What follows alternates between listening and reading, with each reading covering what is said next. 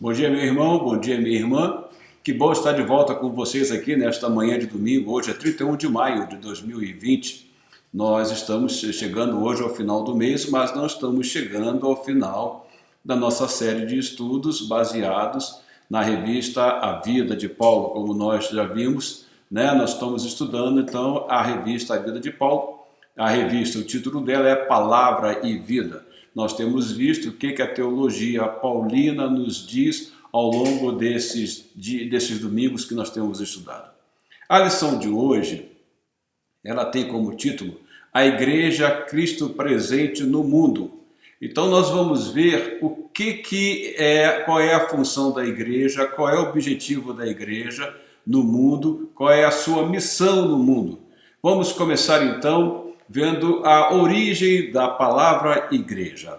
A palavra igreja, ela se deriva do latim ecclesia, que vem do grego ecclesia, né? Ou eclésia também, que nós vamos ver. Esta palavra, ao longo do Novo Testamento, ela é muito usada e significa uma congregação local de cristãos. E é importante que nós vejamos aí que jamais, ao longo do Novo Testamento, a palavra igreja tem o significado de um edifício, de um prédio, de uma edificação qualquer que caracterize aquele local como igreja de Cristo. Na realidade, a igreja de Cristo é uma congregação formada por aqueles que receberam o evangelho, que um dia aceitaram o Senhor Jesus Cristo como seu Salvador. Você vai perceber isso ao longo do Novo Testamento, você vai ver que nenhum dos seus autores, nenhum deles, emprega o termo eclésia nesse sentido. Qual o sentido que eu me refiro? No sentido de que igreja é uma edificação. Não, eles não empregam nesse sentido. O termo eclésia, inclusive lá na Septuaginta, que é o Antigo Testamento, que foi traduzido do hebraico para o grego, ele era usado inclusive pelos judeus também. E quando eles usavam para dar significado à congregação de Israel, ou seja, aquele ajuntamento que o povo de Israel fazia para ouvir a palavra de Deus, as mensagens dos profetas, ou então durante as reuniões do templo, mas não tinha a ver com o termo templo, tinha a ver sim com o ajuntamento. Veja o que Atos, no capítulo 7, 38, nós temos lá. Ele estava na congregação, o termo aí usado é eclésia, ele estava na congregação no deserto, com o anjo que lhe falava no monte Sinai e com os nossos antepassados, e recebeu palavras vivas para transmiti-las a nós. Aí o apóstolo Pedro se referindo a Jesus Cristo, e Pedro diz que lá no passado já se fazia presente o termo eclésia como um ajuntamento, como uma congregação. Bom, o que nós vamos ver é que depois da ascensão de Jesus Cristo à glória, tá, o termo continua a ser usado. Por quê? Porque ele vai simbolizar a presença de Jesus no meio daqueles que foram redimidos, que foram resgatados. Então, o termo eclésia, como já disse, vem do grego, ele é composto pelo prefixo ek, que significa para fora ou para longe de, e kaleo vem também do grego, que significa chamado. É um termo que se refere inclusive a Abraão, quando Abraão disse ao Senhor, ou quando o Senhor disse a Abraão, saia da sua parentela, ou seja, Deus chamou Abraão para fora de onde ele habitava para levá-lo a uma terra onde Deus tinha um plano, porque por meio de Abraão Deus formaria o seu povo e desse seu povo viria o plano da salvação e consequentemente por meio do plano da salvação Cristo morreria na cruz e formaria a sua igreja, que seria o ajuntamento de todos daqueles que receberam o Senhor Jesus Cristo como Senhor de suas vidas. Então, o termo, inclusive, lá no hebraico, que é usado na Septuaginta, ele foi traduzido para eclésia, era o termo kaal. Então, kaal significa, ou eclésia, significa multidão, significa companhia, significa congregação, significa assembleia. Ou seja, eclésia, genericamente falando, é qualquer ajuntamento, é qualquer reunião, é qualquer assembleia. Só que no nosso sentido, no nosso vocabulário cristão, quando nós falamos eclésia, nós falamos igreja, nós nos referimos a justamente aquele conjunto de salvos por Jesus Cristo. A palavra eclésia, ela é usada 114 vezes no Novo Testamento e nunca se referindo, como já disse, a um edifício, a um prédio. Vai se referir, sim, ao conjunto de salvos. Então, no sentido cristão, a igreja vai aparecer pela primeira vez em Jerusalém, logo após a ascensão do Senhor Jesus Cristo. Jesus Cristo foi para o céu e disse aos seus discípulos que eles deveriam permanecer em Jerusalém. E foi no dia de Pentecoste que foi derramado o Espírito Santo e ali a igreja começou então a marchar visando a missão que o Senhor Jesus tinha para ela. Veja lá em Atos 2, capítulo 2, versos 1 a 5. Chegando o dia de Pentecoste, estavam todos reunidos num só lugar. De repente veio do céu um som, como de um vento muito forte, e encheu toda a casa na qual estavam assentados. E viram o que parecia línguas de fogo, que se separaram e pousaram sobre cada um deles. Todos ficaram cheios do Espírito Santo e começaram a falar noutras línguas, conforme o Espírito Santo os capacitava. Havia em Jerusalém judeus tementes a Deus, vindo de todas as nações do mundo. Foi lá em Pentecostes, no dia desta grande festa, em que judeus de várias nações vieram a Jerusalém para a celebração da festa. Foi lá que o Pedro vai pregar o seu primeiro sermão e lá então vai ter uma grande conversão. Aí então começa a aparecer pela primeira vez o termo Igreja de Cristo. Ela tem o seu início lá no Pentecostes. Agora, como era essa igreja que surge lá no Pentecostes? Ela inicialmente era composta por discípulos galileus, por aqueles discípulos que acompanharam o Senhor Jesus Cristo e por aqueles que haviam crido na mensagem que eles pregavam. Lembre-se que o primeiro sermão foi pregado lá no dia de Pentecostes. Voltando então a Atos, aí do capítulo 2, versos 41 e 42, você vai ver lá, os que aceitaram a mensagem foram batizados, e naquele dia houve um acréscimo de cerca de 3.000 pessoas. Eles se dedicavam ao ensino dos apóstolos e à comunhão, ao partir do pão e às orações. Então, logo no primeiro sermão, de imediato, 3.000 pessoas se agregaram àqueles discípulos galileus, começando aí então a caminhada, a marcha da igreja. E diz que eles se dedicavam ao ensino dos apóstolos e à comunhão, ao partir do pão e às orações. Ou seja, igreja é comunhão, igreja é participação, igreja é união do povo de Deus. Essa igreja começou então a crescer e a se espalhar pelo mundo. Logo de início começou com 3.000 membros, não é isso? E daí ela foi se espalhando pelo mundo afora. Por quê? Em função de uma grande perseguição que houve logo à morte de Estevão, que é o primeiro mártir da igreja, logo após a morte de Estevão, grande perseguição acontece porque a igreja estava acomodada em Jerusalém. E a igreja, ela foi formada não para viver uma vida acomodada. A igreja, ela é dinâmica. Jesus disse que os seus discípulos seriam os seus discípulos que levariam a mensagem por toda a Judéia, Samaria e até aos confins da terra. Então você vê lá em Atos, no capítulo 8, nos versos 1 e 4, o seguinte: e Saulo estava ali consentindo na morte de Estevão. Naquela ocasião, desencadeou-se grande perseguição contra a igreja em Jerusalém. Todos, exceto os apóstolos, foram dispersos pelas regiões da Judéia e de Samaria.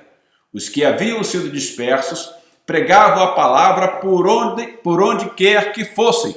A perseguição, ela acabou sendo benéfica, porque, como eu disse, A igreja estava acomodada e o objetivo da igreja era espalhar. Jesus disse que a mensagem deveria ser levada por todo mundo. Então, quando eles se espalharam, quando eles foram dispersos, eles começaram a pregar a palavra por onde quer que eles chegavam. E isso fez com que a igreja começasse a crescer e a igreja se espalhou pelo mundo. Aí você vai ver lá em Antioquia, e está relatado em Atos, no capítulo 11, verso 26, o seguinte: chegou a Antioquia e daí continuou a crescer e a se espalhar, e quando o encontrou, levou-o para Antioquia. Assim, durante um ano inteiro, Barnabé e Saulo se reuniram com a igreja e ensinaram a muitos.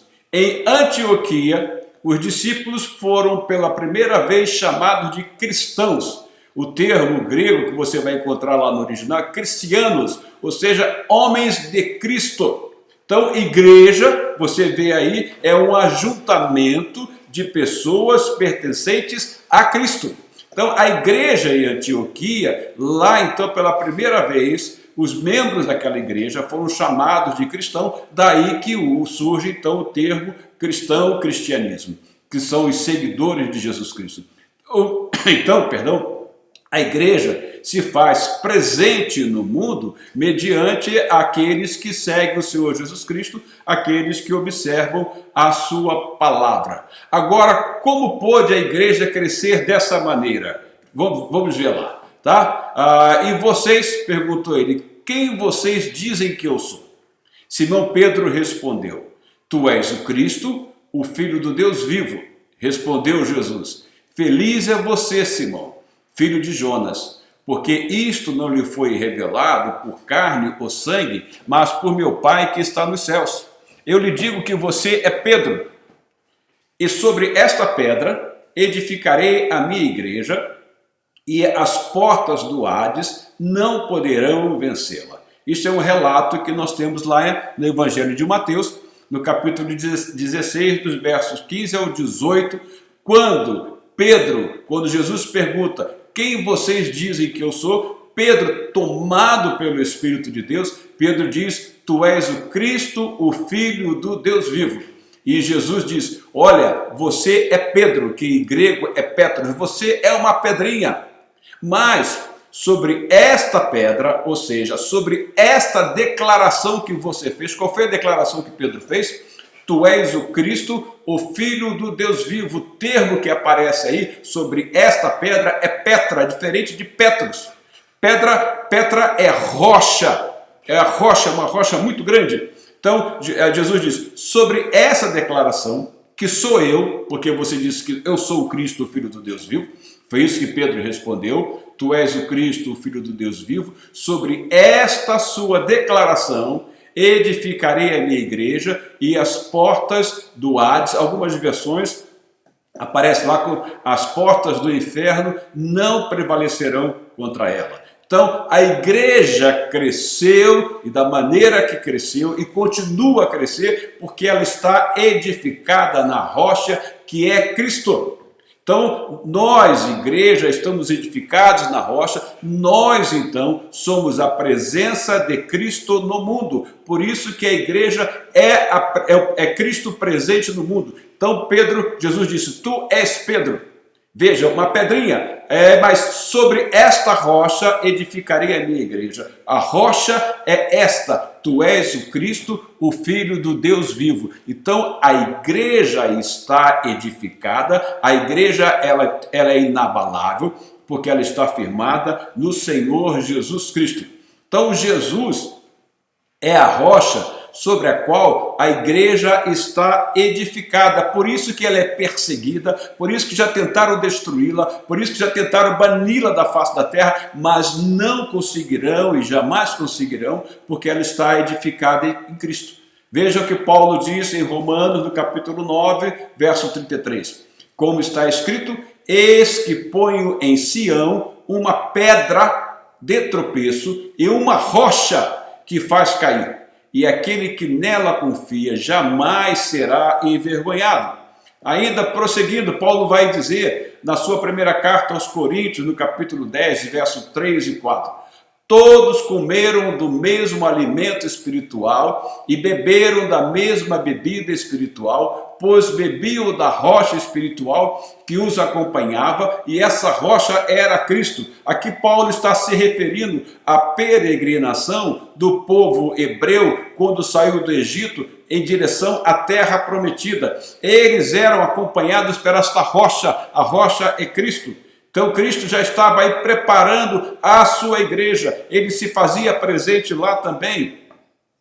Ainda Pedro, na sua primeira carta, do capítulo 2, verso 4, ele diz: à medida que se aproximam dele, a pedra viva, olha, foi esse Pedro que fez daquela declaração: tu és o Cristo, o Filho do Deus vivo. Então o próprio Pedro vai dizer: à medida que se aproximam dele, a pedra viva, rejeitada pelos homens, mas escolhida por Deus e preciosa para ele. Então Cristo é a rocha e a igreja está edificada nesta rocha.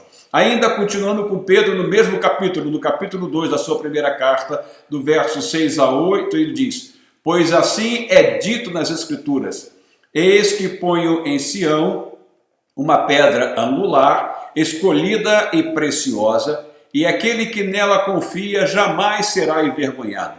Portanto, para vocês, os que creem, esta pedra é preciosa, mas para os que não creem, a pedra que os construtores rejeitaram tornou-se a pedra angular. É a pedra que faz a amarração em toda edificação. E a pedra de tropeço e rocha que faz cair. Os que não creem tropeçam, porque desobedecem à mensagem, para o que também foram destinados. Então, Cristo é a rocha e a igreja está edificada nesta rocha. Então, Cristo, ele é a rocha, Cristo é Senhor da igreja, Cristo, ele é o cabeça da igreja, a igreja está firmada em Cristo, porque Paulo vai dizer lá na sua carta aos Efésios, no capítulo 1, versos 22 e 23, Deus colocou todas as coisas debaixo de seus pés e o designou como cabeça de todas as coisas para a igreja, que é o seu corpo, a plenitude daquele que enche todas as coisas em toda e qualquer circunstância. Então, a igreja, Paulo diz que ela é o corpo de Cristo. O apóstolo Paulo, então, na sua teologia, ele vai sempre repetir isto, ele vai sempre dizer que a igreja é o corpo de Cristo. Paulo emprega, então, o termo corpo de Cristo como descrição de um agrupamento de crentes, como descrição de um agrupamento de cristãos, de um ajuntamento de salvos por Jesus Cristo. É isso que Paulo vai dizer ao longo das suas cartas. Lá na 1 Coríntios, no capítulo 12, verso 27, ele diz: ora, vocês são o corpo de Cristo e cada um de vocês individualmente é membro desse corpo. Então nós somos corpo de Cristo. É por meio de nós, igreja, que Cristo se faz presente no mundo. Nós somos então a representação de Cristo no mundo. Ainda Paulo, lá em Romanos, no capítulo 12, verso 5, ele diz: assim também em Cristo nós, que somos muitos, formamos um corpo e cada membro está ligado a todos os outros. Ou cada membro está ligado a todos os outros. Então, igreja é união. Nós estamos ligados uns aos outros. Nós estamos edificados na rocha. Consequentemente, nós estamos unidos, porque nós estamos alicerçados em Cristo. Se não houver esta união, não vai haver o entrelaçamento necessário para que nós continuemos firmados no Senhor. Igreja, então, ela é um conjunto formado por todos os salvos. Todos os salvos, agora vejam só, ela é formada por todos os salvos, por aqueles que já estão na glória, por aqueles que já passaram para o Senhor, aqueles que ainda estão aqui e aqueles que ainda serão salvos. Então, igreja é passado, é presente e é futuro. E devemos ter em mente uma outra coisa, que o futuro da igreja, ele é glorioso. Enquanto passado e presente, a igreja sofre perseguições, a igreja é atacada, a igreja é caluniada, mas o seu futuro, ele é glorioso. Então, a igreja ela é formada por todos aqueles que já passaram para o Senhor, aqueles que já estão na glória, aqueles que aqui estão, que é a nossa situação, e aqueles que ainda virão a fazer parte da igreja. Então a igreja é passado, ela é presente e é futuro, mas devemos ter em mente que o futuro dela é glorioso. Veja lá o que Paulo vai dizer na carta aos Colossenses, no capítulo 1, do verso 18 ao 24.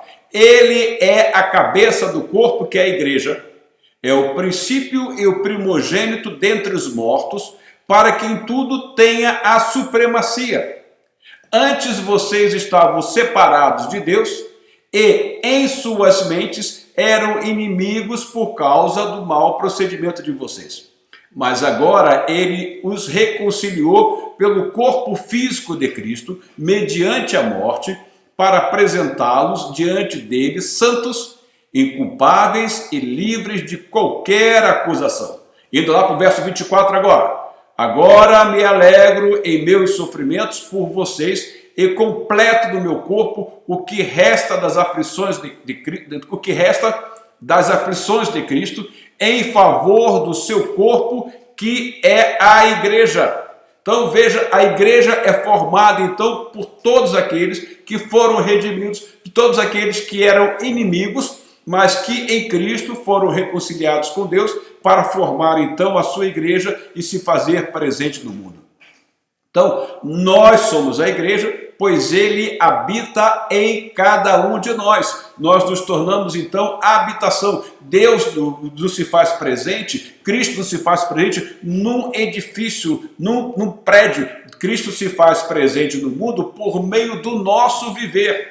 Não sei se você se lembra daquela música, brilha no meio do teu viver, brilha no meio do teu viver, pois talvez alguém possa se converter, não me lembro mais bem da letra, mas brilha no meio do teu viver, porque a igreja ela representa Cristo no mundo, e é por isso que Jesus lá em João, no capítulo 14, verso 23, ele diz, respondeu Jesus, se alguém me ama, guardará a minha palavra, meu Pai o amará, nós viremos a ele e faremos nele morada. A igreja que representa Cristo no mundo é aquela que guarda a sua palavra, é aquela que se lembra que devemos amar uns aos outros, que devemos socorrer uns aos outros, que devemos pregar o evangelho. É esta a igreja que se faz presente no mundo.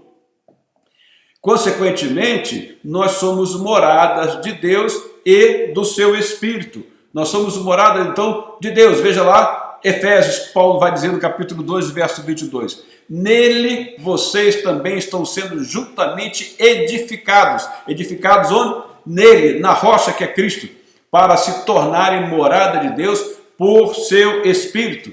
Ele vai dizer ainda, resumindo o que ele está nos dizendo, ele vai lá falar em 1 Coríntios, capítulo 3, verso 16. Vocês não sabem que são santuários, vocês não sabem que são santuário de Deus e que o Espírito de Deus habita em vocês? Veja, no passado, Deus se fazia presente entre o povo no templo. No início era no tabernáculo, depois do templo. Em Cristo, Deus se faz presente em nós, porque nós agora somos a habitação do Espírito de Deus. Nós somos a habitação de Deus, Cristo habita em nós, nós somos o templo. É por isso que nós não temos necessidade de fazer nenhuma peregrinação a uma certa cidade, a um certo local, para lá nos encontrarmos com Deus. Porque Deus habita no templo e o templo somos nós que somos a igreja de Cristo, presente então, que faz a presença de Cristo no mundo. Veja só, existe o credo dos apóstolos, isto que eu vou ler aqui para vocês, isso não foi escrito pelos apóstolos.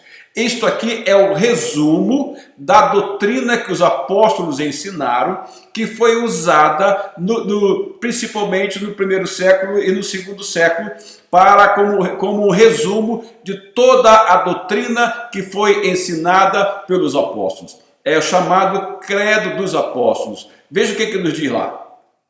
Creio em Deus Pai Todo-Poderoso, Criador do céu e da terra. Creio em Jesus Cristo, seu único Filho, nosso Senhor, que foi concebido pelo poder do Espírito Santo, nasceu da Virgem Maria, padeceu sob o poder de Pôncio Pilatos, foi crucificado, morto e sepultado, desceu ao mundo, ressuscitou ao terceiro dia, subiu aos céus, está sentado à direita de Deus Pai Todo-Poderoso, de onde há de vir a julgar os vivos e os mortos.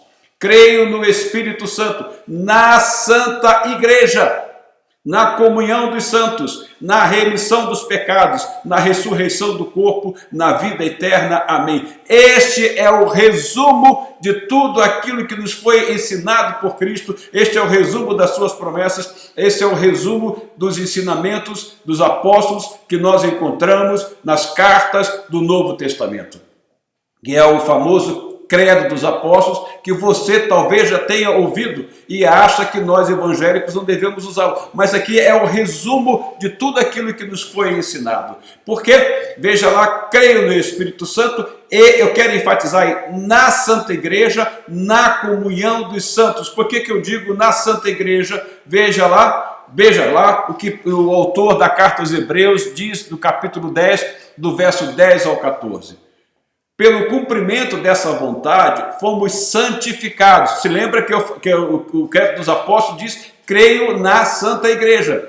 Pelo cumprimento dessa vontade, fomos santificados por meio do sacrifício do corpo de Cristo oferecido uma vez por todas. Então, a igreja, ela é santificada. É por isso que o Credo dos Apóstolos diz, creio na Santa Igreja.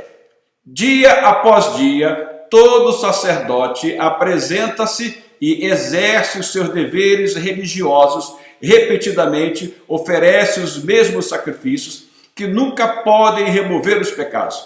Mas quando este sacerdote que ele se refere aqui é Cristo, que é o nosso grande sumo sacerdote, mas quando este sacerdote acabou de oferecer para sempre o único sacrifício pelos pecados, assentou-se à direita de Deus. Lembre-se que o Credo dos Apóstolos diz, creio que Cristo está assentado à direita de Deus Pai. Daí em diante, ele está esperando até que os seus inimigos sejam colocados como estrado dos seus pés, porque por meio de um único sacrifício, ele aperfeiçoou para sempre os que estão sendo santificados. Veja lá então, o termo que aparece lá é agiásio, tá? Que vem do grego, significa separar das coisas profanas.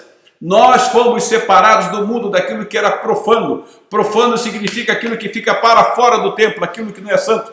E dedicar a Deus, povo dedicado a Deus, purificar internamente pela renovação da alma. É por isso que o autor aos Hebreus diz que fomos santificados. Fomos separados, fomos chamados para fora, que é o sentido do termo igreja. Mas, observe mais uma coisa, santo ou santificado não são pessoas sem pecados ou que nunca pecam. Nós ainda estamos neste mundo. Por isso que o autor aos Hebreus, lá no final do capítulo 14, ele vai dizer, ele aperfeiçoou para sempre os que estão sendo santificados. Então, a igreja é um conjunto de pessoas que foi resgatado por Cristo, esse conjunto, e esse conjunto está sendo santificado. Nós estamos no processo de santificação e esse processo de santificação deve crescer cada vez mais em nós, porque nós formamos a igreja que é santa.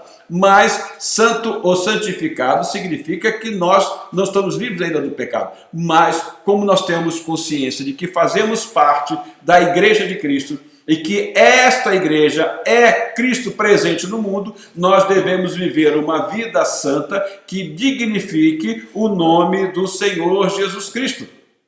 Então, a igreja ela é santa porque ela é constituída de pessoas santificadas em Cristo. Pessoas que estão sendo santificadas, pessoas que estão no processo de crescimento do Senhor. Daí porque o apóstolo vai dizer lá, encham-se do Espírito de Deus. Vocês estão em processo, vocês, igreja, estão em processo de santificação. A Paulo vai dizer lá, na 1 aos Coríntios, do capítulo 1, versos 2 e 3. A igreja de Deus que está em Corinto. Veja, a igreja de Deus que está em Corinto.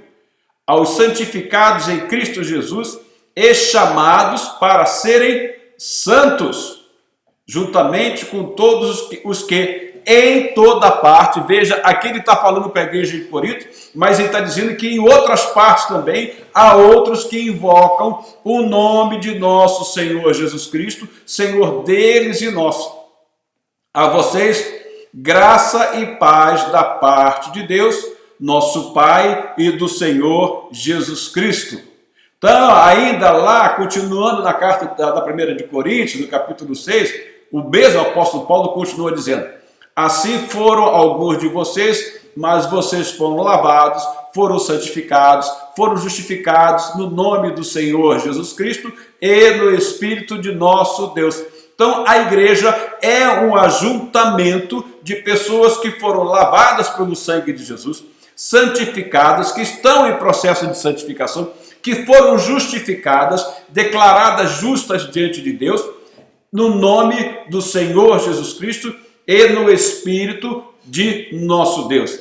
Então você vê que nesse processo de formação da igreja, você vê a presença do Pai, do Filho e do Espírito Santo de Deus. Veja a responsabilidade que tem a igreja, sendo ela a presença de Cristo no mundo. Essa igreja, então, lembre-se que Paulo se dirige à igreja de Corinto e diz, e há outros que em outras partes também. Por quê? Porque essa igreja, ela é universal, ela é a totalidade daqueles que em todas as épocas e lugares confessam a Cristo como Senhor e Salvador.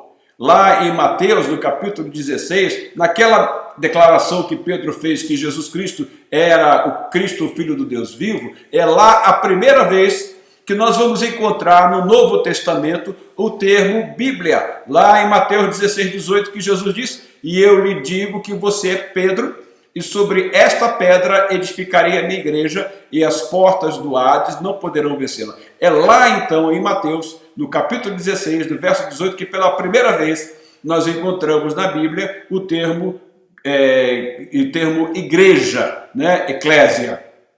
Ainda em Efésios, no capítulo 1, verso 22 e 23, Deus colocou todas as coisas debaixo dos seus pés e o designou como cabeça de todas as coisas para a igreja. Cristo é o cabeça. E nós somos o corpo, a plenitude daquele que enche todas as coisas em toda e qualquer circunstância, Paulo falando aos Efésios, no capítulo 1, versos 22 e 23. Então, a igreja, ela é local, tá? Nós temos as igrejas locais. Você vê aí que Paulo, quando escreve aos Gálatas, no capítulo 1, versos 2 e 3, ele diz, e todos os irmãos que estão comigo, as igrejas da Galácia, a vocês graça e paz da parte de Deus, nosso Pai, e do Senhor Jesus Cristo. Aqui nós estamos vendo as igrejas como comunidades locais. Assim também, durante um ano inteiro, Barnabé e Saulo se reuniram com a igreja e ensinaram a muitos. Em Antioquia, os discípulos foram pela primeira vez chamados cristãos. Atos 11, 26.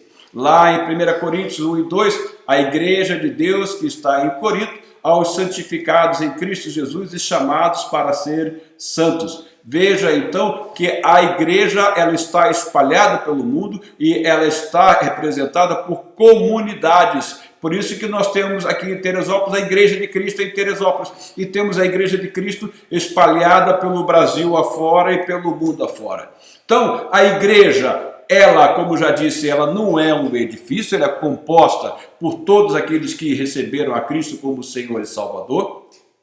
A igreja, então, nós temos a igreja visível, que é esta igreja que se representa nas localidades, mas temos a igreja invisível. E, além disso, a igreja, ela é católica. Católica, quando me refiro aqui, eu não me refiro ao romanismo. O termo católico significa universal. Quando você vai ler as cartas de Tiago, primeira ou segunda de João, elas são cartas católicas, porque são cartas universais. Elas não tinham um destinatário definido, como Paulo escreve aos Coríntios, como Paulo escreve aos Gálatas. Então, a igreja ela é católica no sentido de que ela é universal. E a igreja ela é apostólica porque ela está firmada em Cristo e segue os ensinamentos dos apóstolos. Você se lembra que nós lemos há pouco o Credo dos Apóstolos? Mas veja, esta igreja, ela é formada por aqueles que foram comprados por Cristo.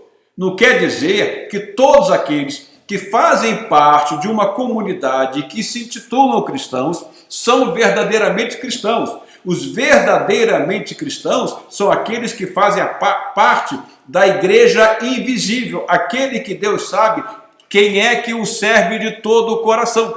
Anselmo de Cantuária, ele dizia o seguinte, veja aí à direita do vídeo aí: Deus tem muitos a quem a igreja não tem, e a igreja tem muitos a quem Deus não tem. Vou repetir. Deus tem muitos a quem a igreja não tem, e a igreja tem muitos a quem Deus não tem.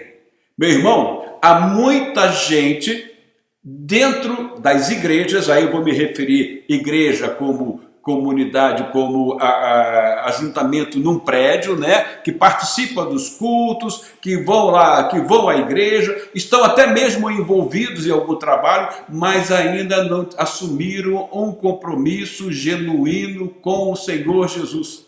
Então, a igreja tem muitos a quem Deus não tem. É o que dizia Anselmo de Cantuária. E muitos que não estão fazendo parte, que não estão indo lá por uma razão qualquer, que nós não sabemos, esses fazem parte da igreja de Cristo. Então Deus tem muitos a quem a igreja não tem, e a igreja tem muitos a quem Deus não tem. É para a gente pensar muito nisso aí, que é uma coisa muito séria, levando em consideração que a igreja é a presença de Cristo no mundo. Então, o que é a igreja? A igreja é um corpo, ela é formada por pessoas que, nos lembrando do que Anselmo de Cantuária disse, é formada por pessoas que tiveram um encontro genuíno com Cristo. É o que nós chamamos de igreja invisível. Tá? As pessoas não se reúnem na igreja. A igreja é que se reúne em um lugar. Percebe a diferença? As pessoas não se reúnem na igreja. É a igreja que se reúne em um lugar. No início da igreja, os cultos, as reuniões eram feitas nas casas dos irmãos. Mais tarde, com o crescer e tendo como padrão as sinagogas, é que nós passamos a ter então as edificações onde nós nos reunimos para prestar um culto comunitário ao Senhor. Tá? Se a igreja fosse prédio, se a igreja fosse edificação, como nós estaríamos vivendo agora nesse momento de isolamento social? Mas, no entanto, embora estejamos separados, nós estamos unidos em Cristo, nós estamos orando uns pelos outros, nós estamos participando, nós estamos nos congregando por meio da internet, nós estamos interagindo uns com os outros por meio da tecnologia. A igreja de Cristo continua marchando. Não é uma pandemia que vai impedir a igreja de continuar a sua marcha, de que vai impedir a igreja de continuar representando Cristo no mundo, porque a igreja está firmada, é na rocha, e esta rocha é Cristo. Lá na 1 de Coríntios, no capítulo 12, dos versos 12 ao 14, e depois pulando para o 20, veja que o apóstolo Paulo nos diz: ora, assim como o corpo é uma unidade, embora tenha muitos membros, e todos os membros, mesmo sendo muitos, formam um só corpo. Assim também com respeito a Cristo, pois em um só corpo todos nós fomos batizados em um único Espírito. Veja, nós somos todos batizados no Espírito.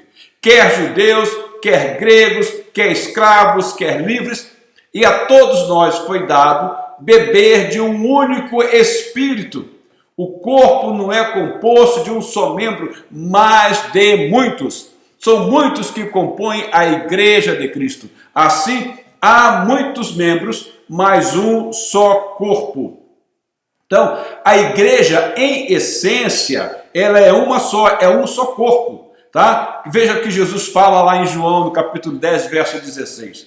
Tenho outras ovelhas que não são deste aprisco. É necessário que eu as conduza também. Elas ouvirão a minha voz e haverá um só rebanho e um só pastor. Nós só temos um pastor e esse pastor é o Senhor Jesus Cristo. Eu sou o bom pastor e o bom pastor dá a vida pelas ovelhas. Ainda João, no seu evangelho, no capítulo 17, verso 20 e 23, veja lá que a oração do Senhor Jesus: minha oração não é apenas por eles, rogo também por aqueles que crerão. Você lembra que a igreja é passado, presente e futuro? Aqueles que ainda vão se converter? Então Jesus diz lá: rogo também por aqueles que crerão em mim por meio da mensagem deles quem hoje a mensagem nossa levada, a mensagem de Cristo levada por nós, para que todos sejam um, Pai, como tu estás em mim e eu em ti. Que eles também estejam em nós, para que o mundo creia que tu me enviaste.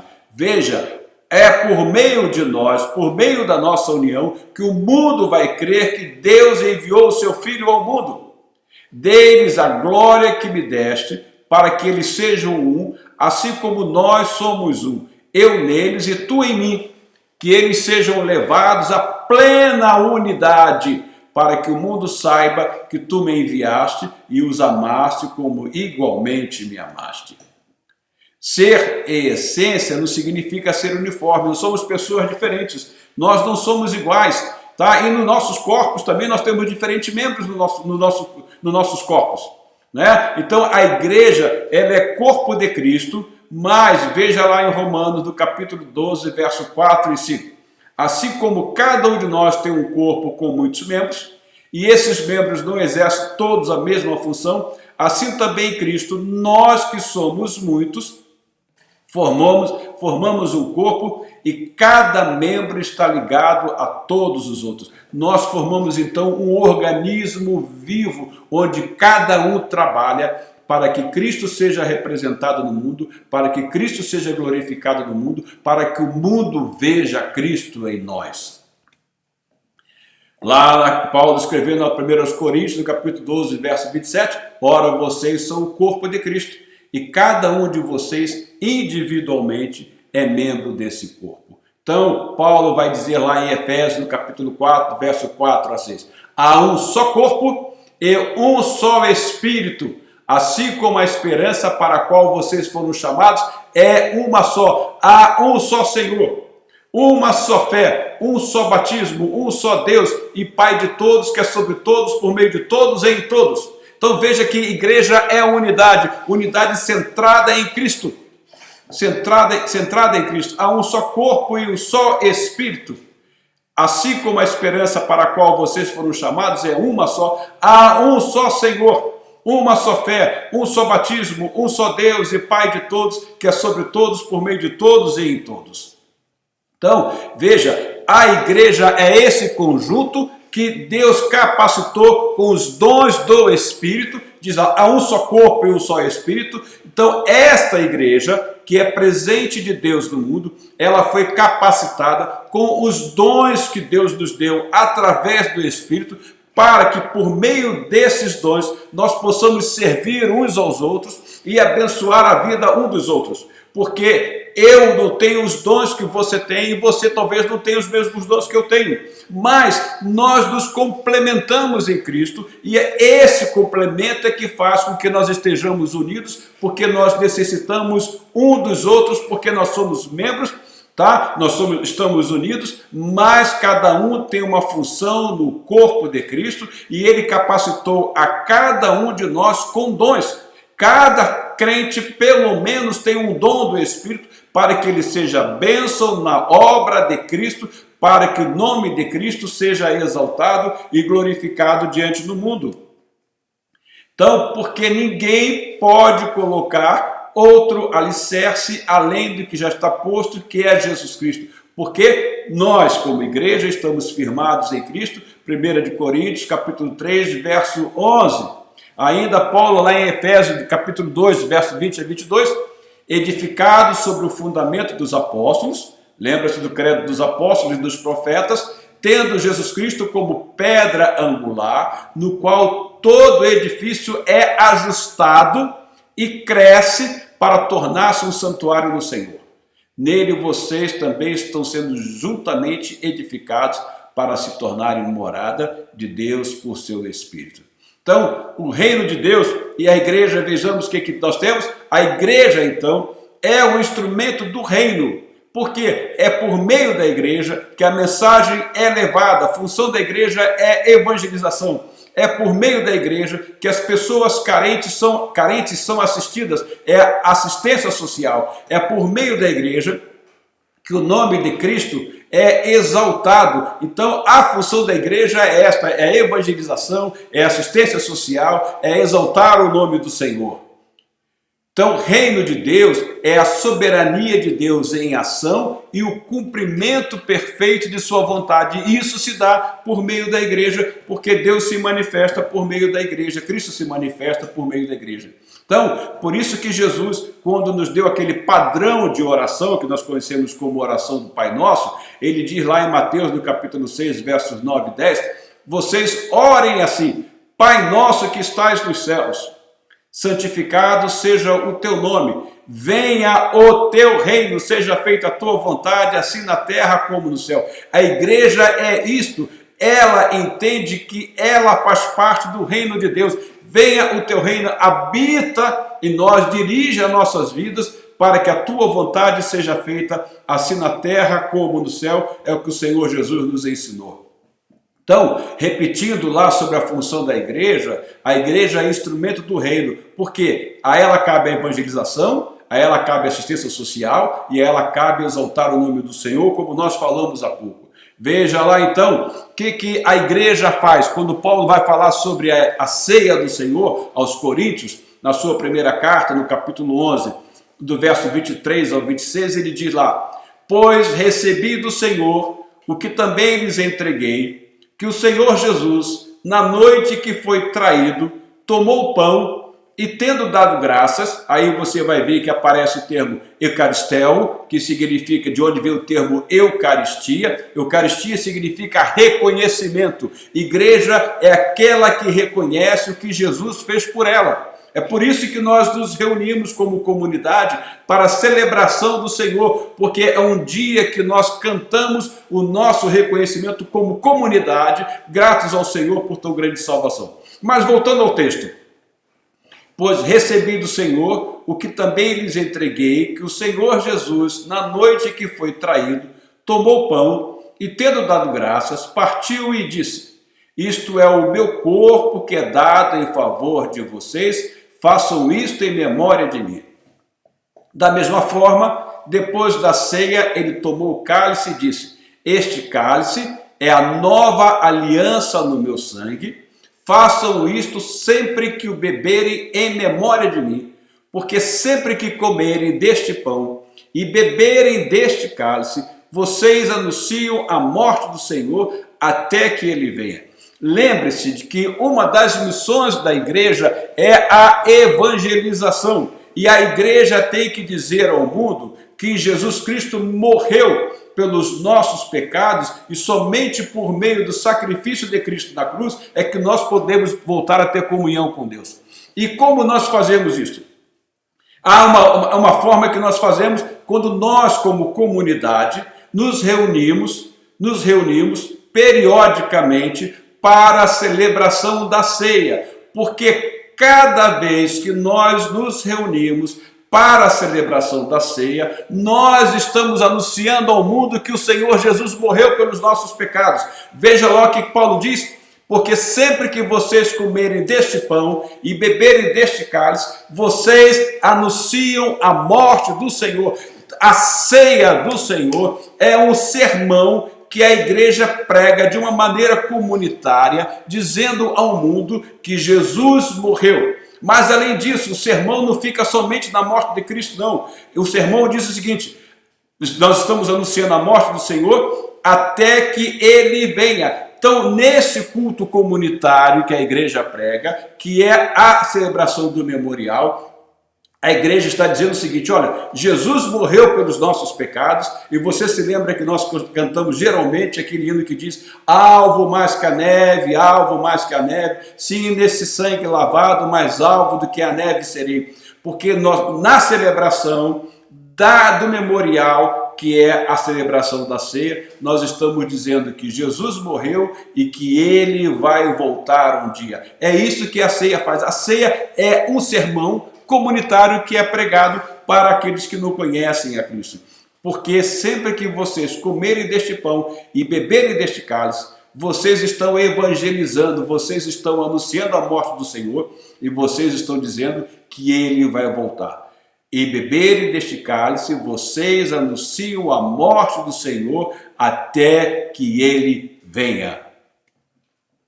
Então, veja lá que Paulo vai dizer na carta aos Efésios, capítulo 1, verso 22 e 23, já lemos, vamos falar de novo sobre ele. Deus colocou todas as coisas debaixo de seus pés e o designou como cabeça de todas as coisas para a igreja, que é o seu corpo, a plenitude daquele que enche todas as coisas em toda e qualquer circunstância. Como Jesus Cristo se faz então presente hoje? Ele se faz presente por meio da igreja, que é o seu corpo em ação na terra. Então nós que somos representantes, nós somos os braços, nós somos as mãos, nós somos os pés do Senhor Jesus Cristo presente no mundo. Nós somos a presença física de Jesus Cristo no mundo. Esta é a igreja. É uma igreja que anda, é uma igreja que fala, é uma igreja que se doa, é uma igreja que estende a mão ao necessitado, é uma igreja que abençoa, é uma igreja que evangeliza. Então a igreja é seu corpo em ação na terra.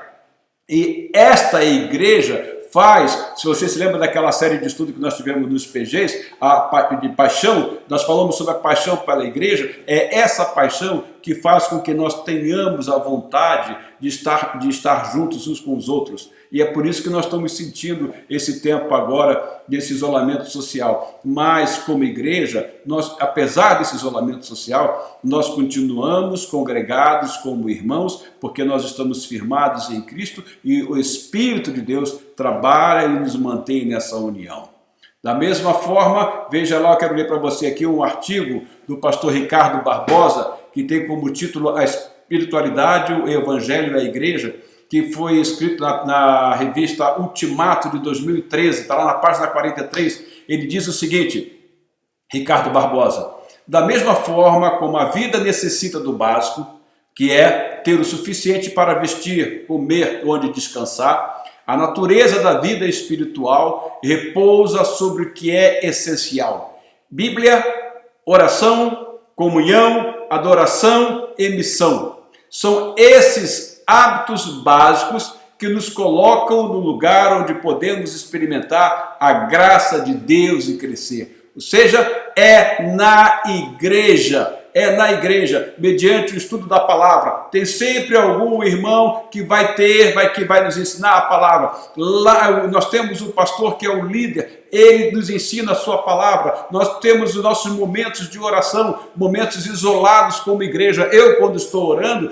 sou eu, igreja, orando. Nós, quando estamos juntos no culto comunitário, somos nós, igreja, orando. Nós estamos em comunhão, embora estejamos isolados, como já disse. E, embora isolados socialmente, nós continuamos adorando o Senhor e a palavra do Senhor continua sendo pregada, porque esta é a missão da igreja. São esses hábitos básicos que nos colocam no lugar onde podemos experimentar a graça de Deus e crescer. É na igreja, nesses atos básicos, que nós crescemos e experimentamos a graça de Deus. Então veja lá, Hebreus capítulo 10, versos 24 e 25, e consideremos-nos uns aos outros para incentivar-nos ao amor e às boas obras.